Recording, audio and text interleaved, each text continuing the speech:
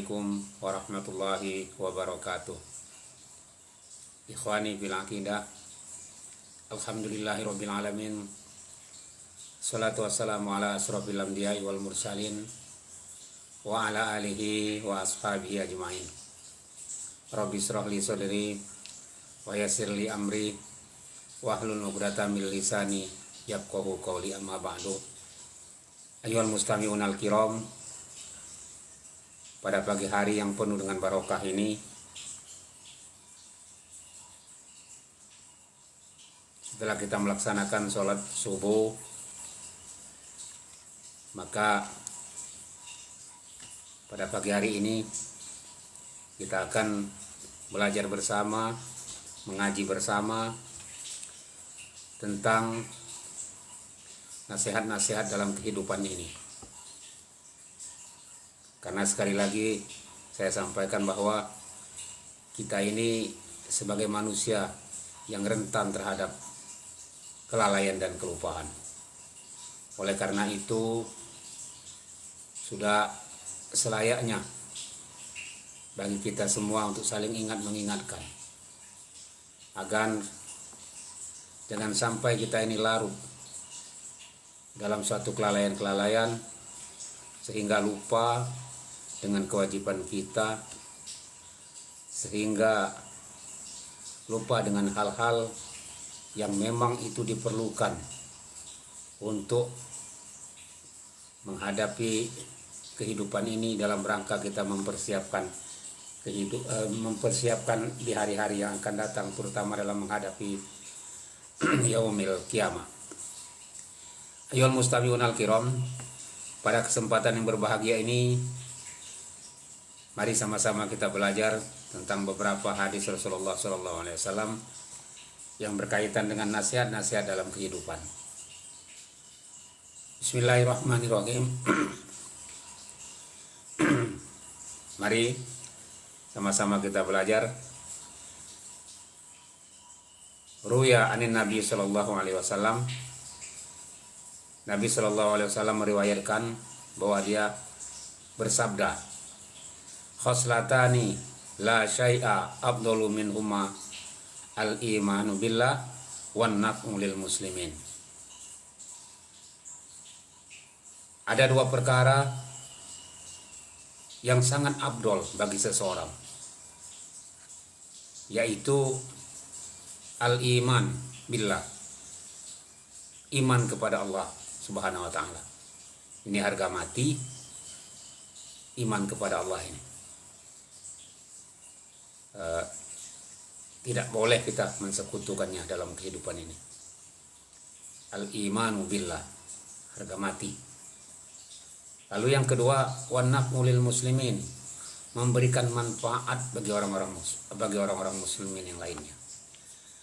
Artinya kita selalu memberikan manfaat kepada orang lain. Manfaat dalam segi apa? Dalam segi harta, dalam segi fisik, dalam segi pembicaraan. Artinya di dalam kehidupan kita ini kita selalu memberikan manfaat bagi orang lain. Jadi pertama adalah al-imanu billah, iman kepada Allah dan selalu memberikan manfaat kepada orang lain. Artinya keberadaan kita di tengah masyarakat tidak membawa mudarat, akan tetapi selalu menyebar kebaikan sehingga memberikan manfaat bagi orang lain. Itu dua hal yang sangat afdol dalam kehidupan kita. Lalu hadis berikutnya, qala Rasulullah sallallahu alaihi wasallam, man asbaha la yanwi zulma ala ahadin ghufira lahu ma jana. Wa man asbaha yanwi nusratal mazlum wa qada'i hajatil muslim kanat lahu ka ajri hajjatin mabrurah. Artinya man asbaha la yanwi dzulma ala ahadin, barang siapa berada di pagi hari dan dia tidak berniat untuk menzolimi orang lain pada hari itu dan hari-hari berikutnya, ghufira lahu ma jana, maka akan diampuni segala kesalahan-kesalahan yang telah dia lakukan. Ghufira lahu ma jana. Jadi ketika kita berada di pagi hari, ketika kita mulai hari kita, tidak ada niat di dalam hati kita untuk menzolimi orang, atau tidak ada niat di dalam hati kita untuk mencelakakan orang lain, maka semua dosa-dosa kita yang telah kita lalui, kesalahan-kesalahan itu insyaallah diampuni oleh Allah Subhanahu wa taala. Karena niat kita pada hari itu dan seterusnya baik. Waman asbaha yanwi nusratal muslim, dan barang siapa berada di pagi hari lalu dia berniat nusratal mazlum, untuk menolong orang-orang yang dizolimi, wa qada'i hajatil muslim, dan memenuhi kebutuhan orang-orang muslim, maka kanat lahu ka'ajri hajatin mabrurah, maka pahalanya seperti haji yang mabrur. Kita ketahui bahwa al-hajjul mabrur la jazaa illal jannah, bahwa haji yang mabrur itu tidak ada ganjarannya kecuali surga dari Allah Subhanahu wa taala. Jadi ketika kita berada di pagi hari dan kita berniat untuk membantu orang, yang sedang dizolimi, untuk membantu orang yang sedang susah pada hari itu, dan memenuhi kebutuhan orang-orang muslim. Artinya bagaimana? Ketika pada hari itu kita tidak berniat untuk menzolimi orang, untuk menyusahkan orang, untuk mensengsarakan orang, ataupun untuk mempersulit urusan orang lain, dan pada hari itu juga kita berniat untuk menyelamatkan seseorang, untuk membantu seseorang yang sedang terzolimi, yang sedang susah. Kemudian kita membantu orang untuk memenuhi kebutuhan orang-orang muslim yang lainnya, maka pahalanya seperti haji mabrur. Sebagaimana hadis Rasulullah SAW bahwa haji mabrur itu balasannya atau ganjarannya adalah surga Allah Subhanahu wa taala. Amin, Allahumma amin. Semoga kita ini tetap diluruskan, istiqomah kita dalam tetap menebar kebaikan dalam sisi apapun, dalam membantu orang itu, apakah membantu dari segi materi, apakah membantu dari segi tenaga, atau membantu dari pikiran-pikiran, memberikan solusi-solusi kepada orang yang lagi susah, lagi mengalami kesusahan dalam kehidupannya. Itu merupakan pahala besar, dan dikatakan oleh Rasulullah SAW bahwa pahalanya seperti haji yang mabrur. Semoga kita tetap istiqomah dalam hal ini. Wa qala alaihi salam, dan Rasulullah SAW bersabda juga, ahabbul ibad ilallahi ta'ala anfa'un nas linnas. Hamba yang paling disukai oleh Allah Subhanahu wa taala yaitu yang bermanfaat bagi manusia yang lain. Lagi-lagi bahwa yang paling disukai oleh Allah Subhanahu wa taala adalah orang yang banyak memberikan manfaat kepada orang lain. Khairukum man anfa'un nas. Sebaik-baik kamu adalah orang yang memberikan manfaat kepada orang lain. Dimanapun, kapanpun kita berada, selalu memberikan manfaat kepada orang lain. Jadi keberadaan kita di suatu kelompok atau suatu masyarakat tidak membawa sengsara orang. Maka kehidupan kita ini, kalau sudah ada anggapan dari orang lain, keberadaan kita di tengah mereka akan memberikan mudarat, bahkan akan memberikan kesusahan. Nah, ini sudah hati-hati. Sudah hati-hati. Maka harus kita rubah pola kehidupan kita. Jangan sampai ada niat di dalam hati kita ini untuk selalu menyusahkan orang, sedikit pun. Tetapi selalu menebar kebaikan kepada orang lain dan selalu memberikan manfaat dari apapun. Nggak bisa dari materi, dari tenaga, nggak bisa dari tenaga, dari solusi-solusi, nasihat-nasihat yang bisa memberikan pencerahan kepada orang lain, terutama orang-orang yang lagi ditimpa musibah. Ini sangat penting sekali. Dan wal amal selanjutnya idkhalu surur. Jadi ahabbul ibad ilallahi ta'ala anfa'un nas linnas wa abdulul amal idkhalu surur. Dan sebaik-baik pekerjaan itu adalah memberikan kebahagiaan kepada orang lain, memberikan kesenangan kepada orang lain. Jadi ketika kita memberikan kebahagiaan kepada orang lain, membuat orang lain itu bahagia, maka itu yang sangat disukai oleh Allah Subhanahu wa taala. Jadi tidak membuat orang lain itu susah. Ketika orang menghadap kita, ketika orang datang kepada kita untuk meminta nasihat, berikanlah pencerahan-pencerahan yang baik, berikanlah pencerahan-pencerahan yang dapat memberikan semangat kepada dia. Karena sebagaimana kita ketahui bahwa ketika orang datang kepada kita untuk meminta nasihat-nasihat yang baik, maka merupakan kewajiban bagi kita untuk memberinya nasihat. Sebagaimana yang hadis Rasulullah yang pernah saya sampaikan bahwa hakul muslim alal muslim sittun. Idza laqitahu fasallim alaihi wa idza stansohaka fansohhu. Jika dia minta nasihat kepadamu, maka hendaklah kamu beri nasihat. Artinya merupakan kewajiban bagi kita untuk memberinya nasihat. Dalam hal ini memberikan kebahagiaan kepada orang lain, memberikan kebahagiaan kepada orang-orang yang lagi susah. Yatrudu an hujuan aw yaksifu anhu kurban, yaitu dengan menghilangkan dia dari kelaparan. Artinya ketika orang-orang itu datang kepada kita, dia susah dari sisi ekonomi, bahkan mungkin dia lapar atau haus dan dahaga, maka kita berikan bantuan tersebut. Maka awalilah hari kita itu dengan bersedekah. Bersedekah itu bukan hanya dengan materi, uang yang banyak, tidak, tetapi dengan seteguk air, segelas air putih pun itu merupakan sedekah. Dan kalau memang itu tidak bisa kita lakukan, ya cukup kita dengan memberikan nasihat-nasihat atau memberikan hal-hal yang terbaik. Memberikan senyum pun itu adalah merupakan sedekah. Atau au yaksifu anhu karban, au mencegah dia dari kesusahan, tidak menyusahkan orang. Au yaqdi lahu dainan, atau membebaskan dia dari hutang-hutangnya. Jadi ketika orang itu mempunyai utang dengan kita dan kita anggap dia tidak mampu untuk membayarnya, ya udah bebasin aja lah. Dan itu pasti ada ganjarannya dari Allah Subhanahu wa taala. Wa khoslatani la syai'a akhbasu, dan ada dua hal yang sangat-sangat dibenci oleh Allah. Pertama, asyirku billah, syirik kepada Allah Subhanahu wa taala.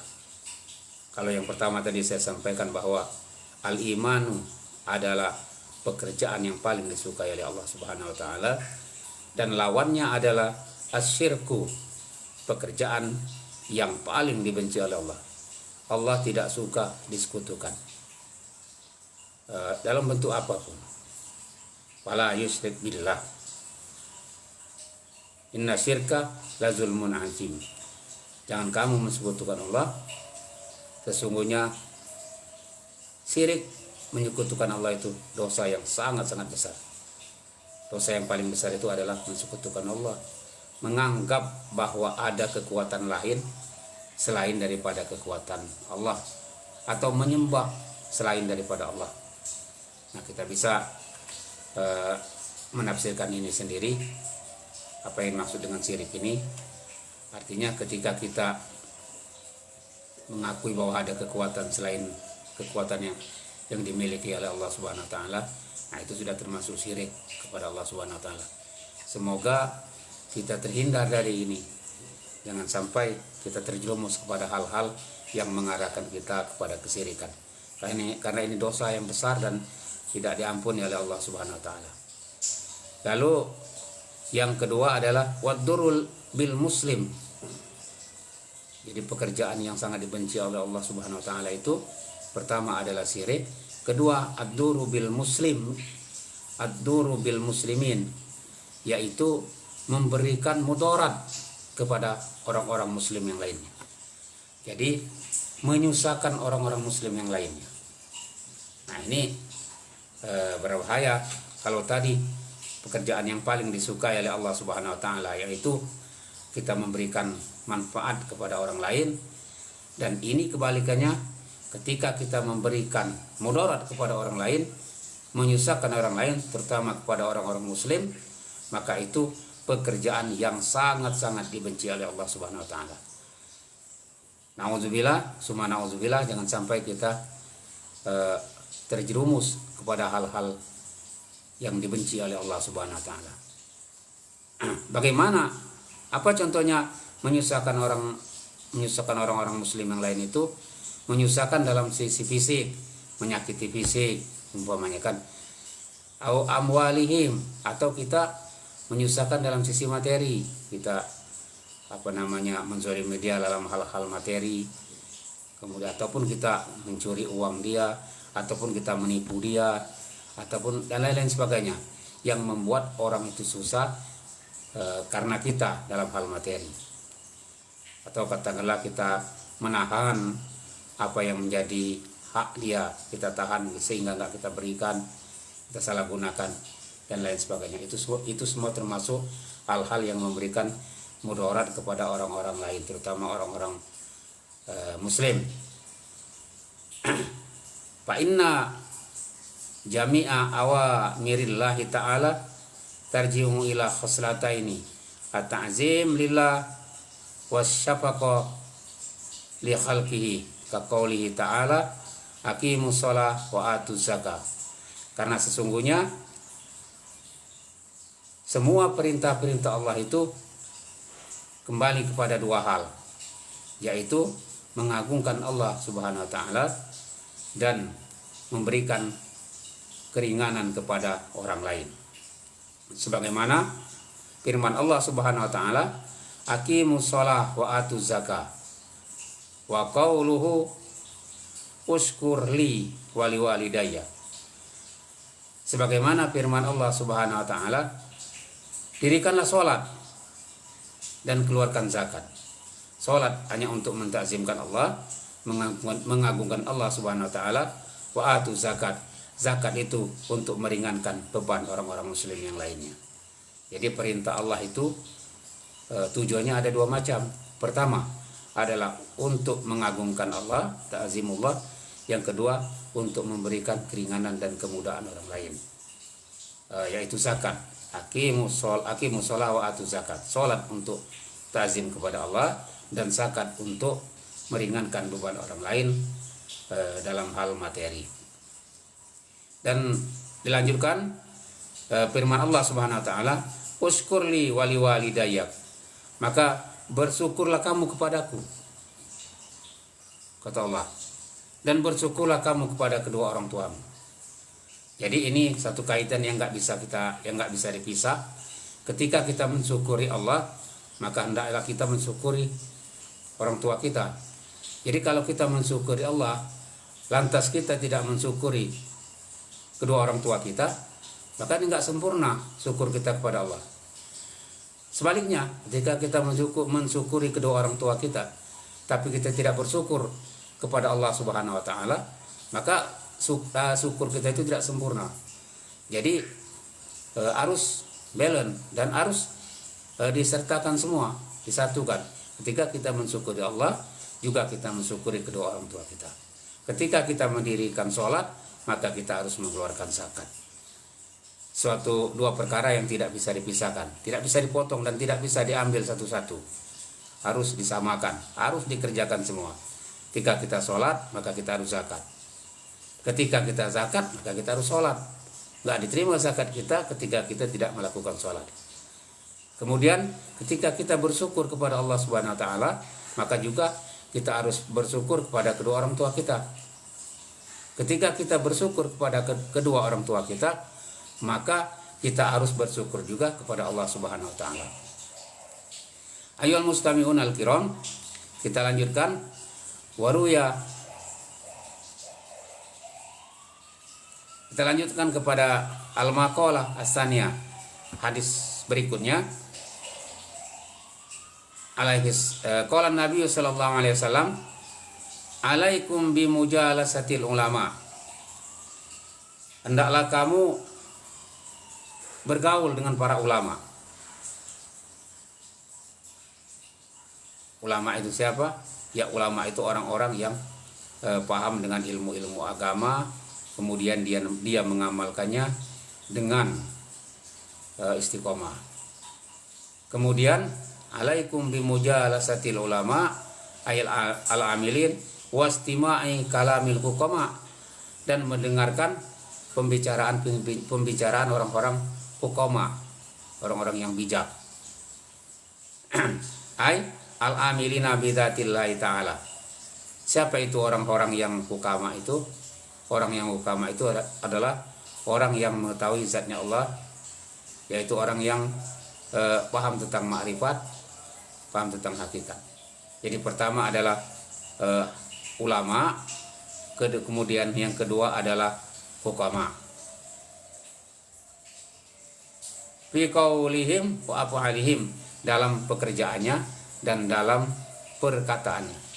Jadi ulama dan hukama itu adalah panutan bagi kita. Harus kita ikuti dari pembicaraannya dan dari kata-katanya. Kata-katanya kemudian pekerjaannya. Maka tanggung jawab ulama dan hukama ini sangat besar, karena dia jadi panutan. Ketika para ulama dan hukama ini berbuat tidak benar dan tidak sesuai, maka bagaimana orang-orang yang mengikuti dia? Tentunya hal ini akan membawakan mudarat bagi orang-orang yang mengikutinya. Gitu loh. Jadi ulama dan hukama itu adalah panutan, maka sudah menjadi kewajiban kita untuk mengikuti mereka, apa yang mereka katakan dan apa yang mereka kerjakan. Fa innallaha ta'ala yuhyil qalba al-mayyita binuril hikmah.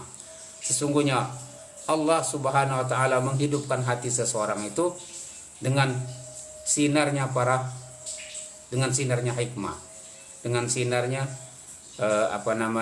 ilmu yang bermanfaat. Jadi ketika kita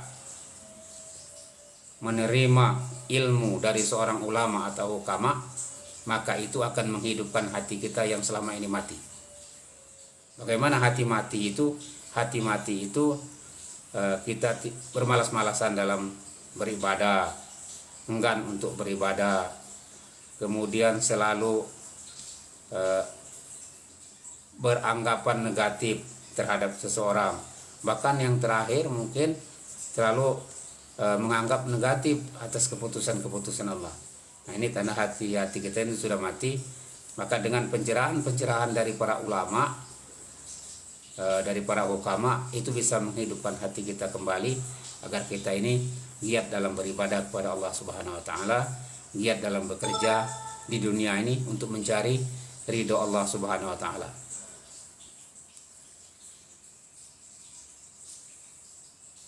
Kama yuhyil ardo al-mayyita ay mayyit bimatoril.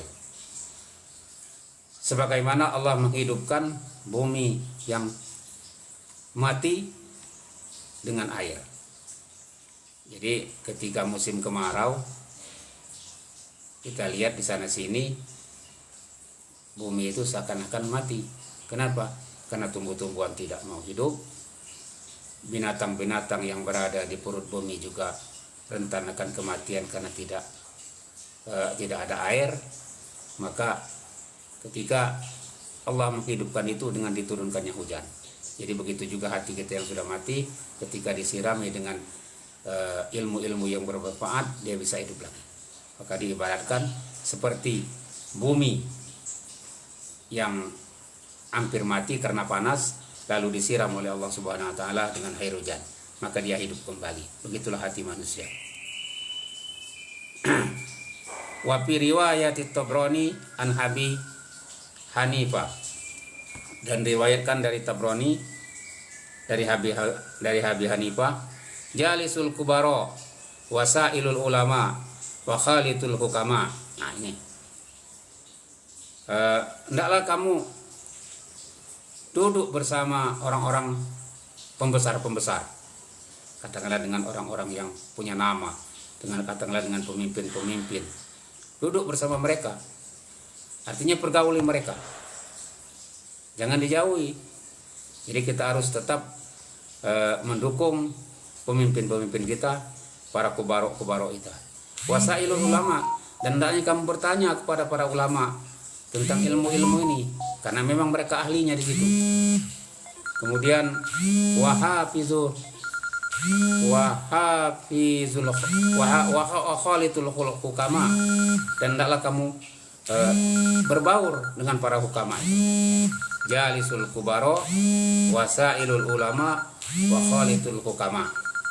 Wa fi riwayat lain jalisil ulama wa sahibul hukama wa khalitul kubaro. Dan di riwayat lain dikatakan bahwa duduklah bersama para ulama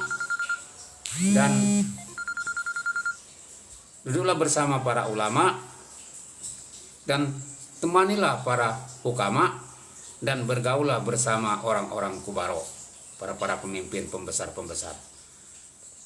Fa innal ulama salah satu aksam al ulama bi ahkamillahi ta'ala. Karena sesungguhnya ulama itu tergolong menjadi 3 bagian. Pertama, ulama bi ahkamillah, ulama atau orang-orang yang paham dengan hukum-hukum Allah. Wahwa ashabul fatwa, yaitu ulama yang paham dengan hukum-hukum Allah, dan itulah orang-orang yang berhak memberikan fatwa. Kemudian wal ulama bidzatillahi ta'ala faqat, yaitu ulama yang cuma mengetahui zat Allah aja. Jadi dia tidak bisa memberikan fatwa, cuma dia paham hukum Allah dan zatnya Allah. Wahumul hukama fi madakhalatihim tazhibul tazhibun lil akhlaq, yaitu ulama yang mempunyai akhlak yang baik. Dia cuma mengetahui zat Allah Subhanahu wa taala. Li'annahum asyraqat qulubuhum bi ma'rifatillah, dan karena hatinya itu hanya terikat kepada Allah Subhanahu wa taala, makrifat kepada Allah Subhanahu wa taala. Wa asraqat asrarahum bi anwari halalillah jalalillahi taala. Yaitu ulama yang disebut dengan hukama itu, ulama yang ketiga adalah hukama yang mengetahui rahasia dari semua perintah-perintah Allah Subhanahu wa taala. Ma'asyiral muslimin rahimakumullah.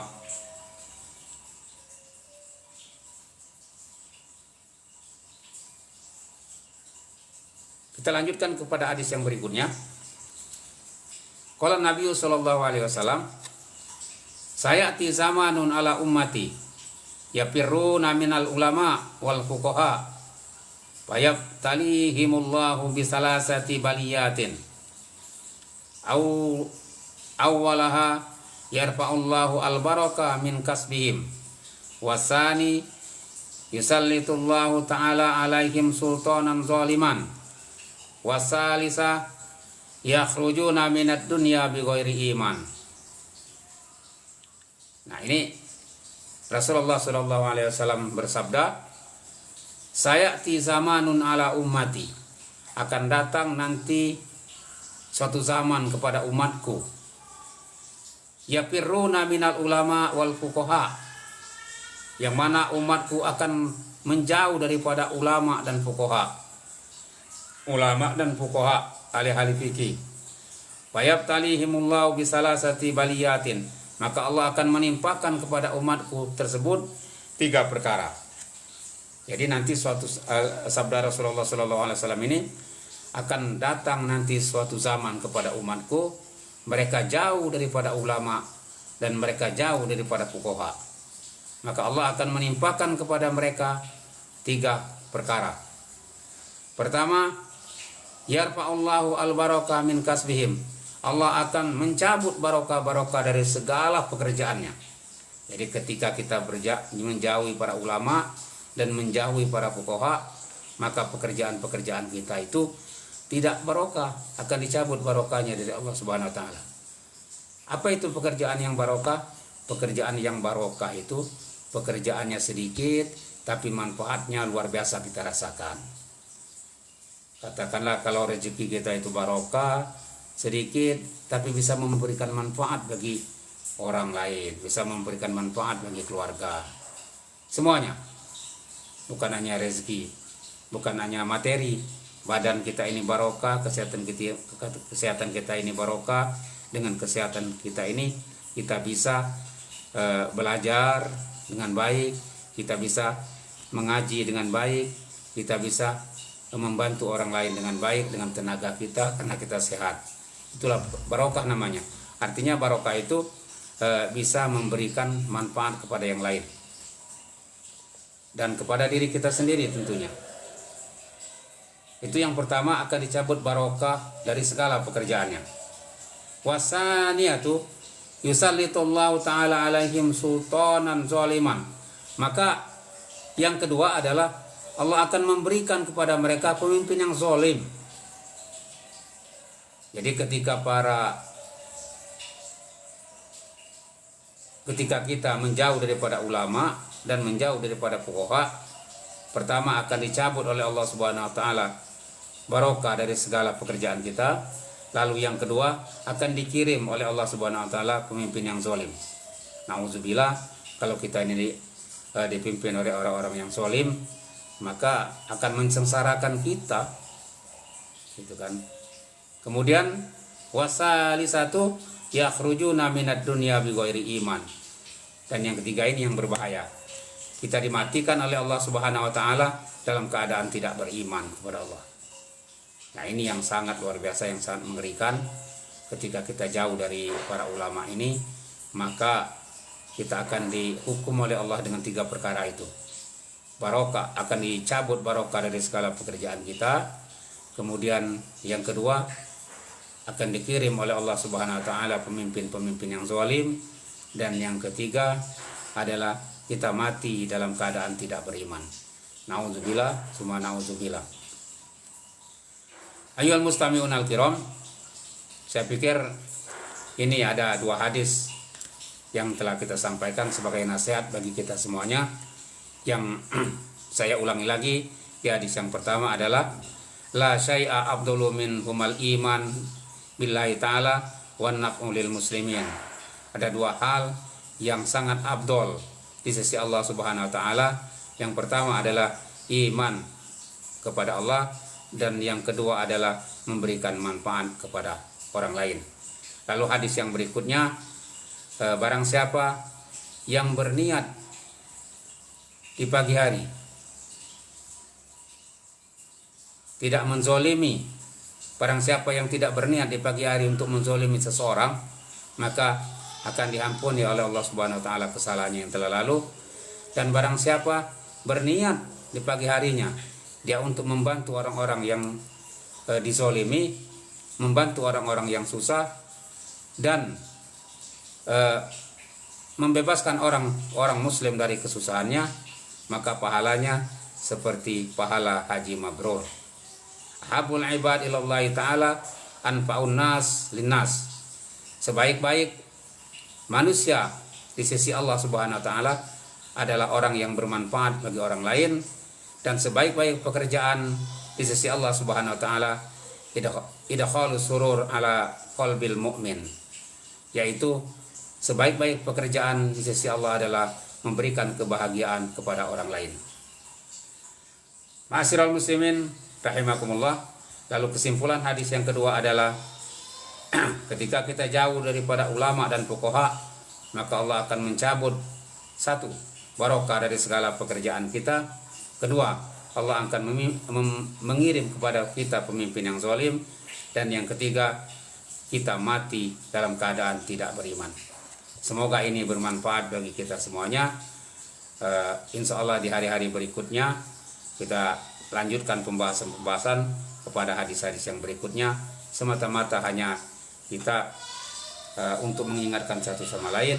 Saya tidak mengajar para pendengar, tetapi kita semata-mata kita hanya untuk saling mengingatkan satu sama lain.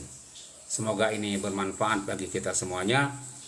Di pagi hari ini mari kita awali hari kita, pagi kita ini dengan niat satu, kita tidak menzalimi orang, kita tidak mensusahkan orang, kita tidak mensusahkan orang, dan kita selalu memberikan manfaat kepada orang lain. Billahi taufiq wal hidayah, wallahu muwaffiq ila aqwamit thoriq, wal afu minkum. Wassalamualaikum warahmatullahi wabarakatuh.